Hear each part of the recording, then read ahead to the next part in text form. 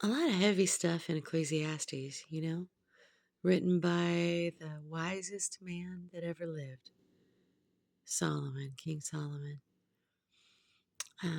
He says here in chapter 1, verse 18, "For in much wisdom is much grief, and he that increases knowledge increases sorrow."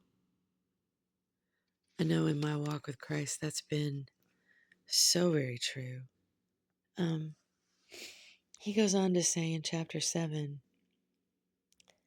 "A good name is better than precious ointment in the day of death than the day of one's birth."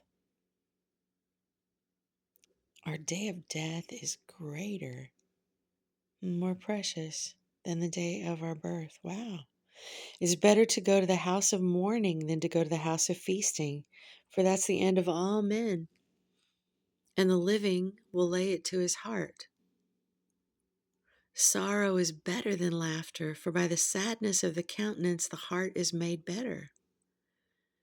The heart of the wise is in the house of mourning, but the heart of fools is in the house of mirth."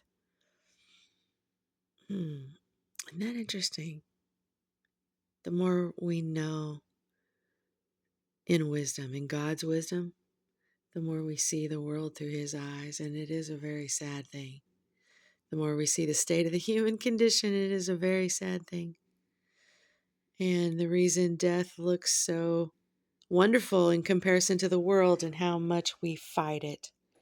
We fight it with tooth and nail, don't we? And who wants to be sad? Nobody wants the mourning. No, we want the house of mirth. We want to laugh and frolic and be happy. And we even convince ourselves when we are sad that that's not the way to be. Sometimes we take medication to not feel that way.